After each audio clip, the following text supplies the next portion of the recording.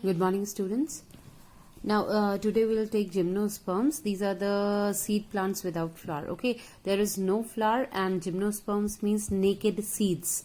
Okay, and these plants originated in the Paleozoic era on the earth, and this is mostly marked. The characteristic feature is presence of a naked ovule born on the surface of a megasporophyll. Means these are the ovules are also naked. Means they do not have ovary outside. Otherwise, all the ovules are having ovary outside it. This does not have the ovary outside it. So these are also called the phanerogams without ovary. Okay. Now 70 genera and 725 species of the gymnosperms are living gymnosperms are distributed throughout the temperate and the tropical regions of the world. Now these plants are mostly woody trees होती हैं, ये shrubs होते हैं. Now one of the gymnosperms, it is a giant redwood tree. This is one of the tallest tree species. ठीक है, ये वाली species जो है ये काफी बड़ी है. This is sequoia, है ना. तो ये आपका नाम दिया हुआ, ये याद रखना. This is 1 marks question.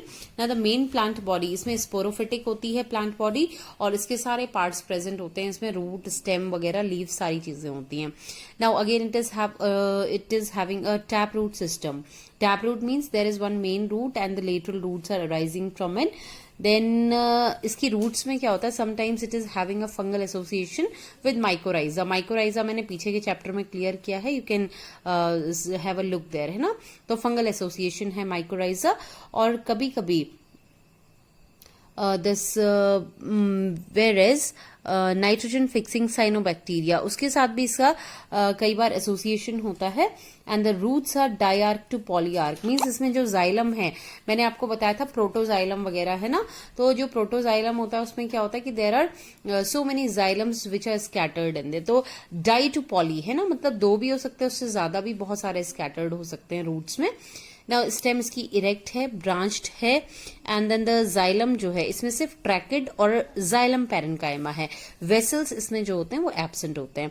Similarly we are having this collateral and endovascular system is arranged in the rings.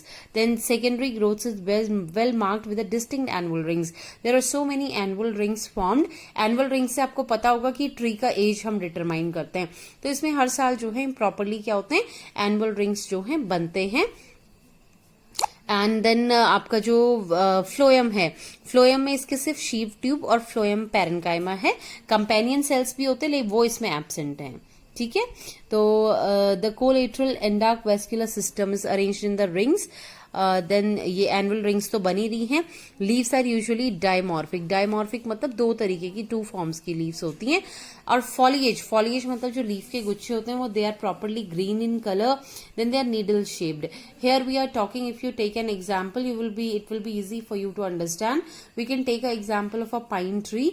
In this pine tree the leaves are needle shaped. Totally you have seen, यहाँ पर जंगलों में भी होती है. तो pine चीड़ का पेड़ आपने देखा होगा जिसमें कोन लगे होते हैं. And only the needle shaped leaves are there in which there is no veins. इसमें काफी थिक क्यूटिकल होता है और ये पतली होती हैं लीव्स नीडल शेप की, to reduce the rate of transpiration, right? Then lateral veins are not present because mid vein ही नहीं है, तो lateral veins तो there is no question of lateral veins in this, okay? और जो food का translocation होता है that is done with the help of transfusion tissues present in the leaves. Then gymnosperms में जितनी भी लीव्स है या प्लांट है, they can means withstand the extreme climates, है ना.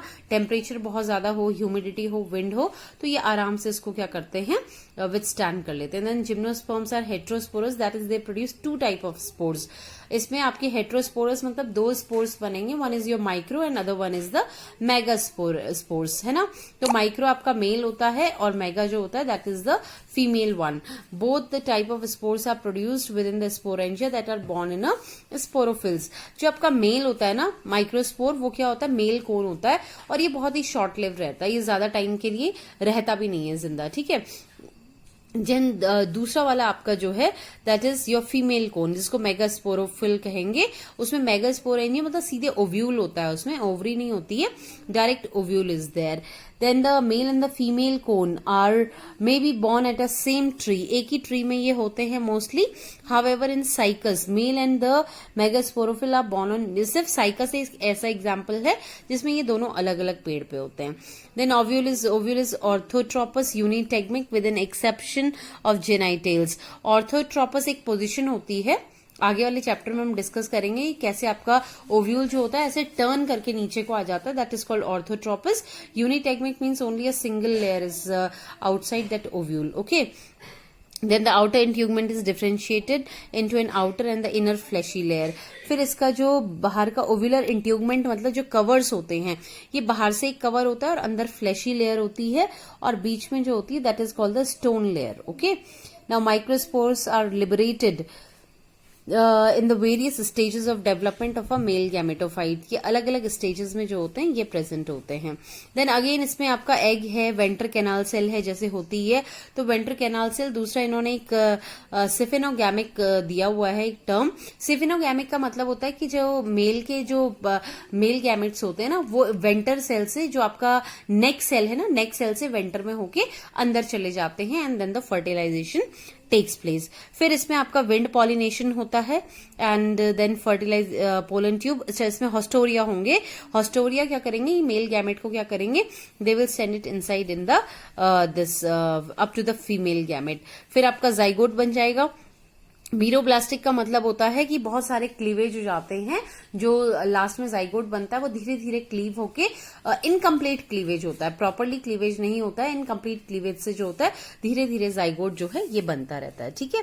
And the development of endosperms takes place before the fertilisation, hence the endosperm is haploid.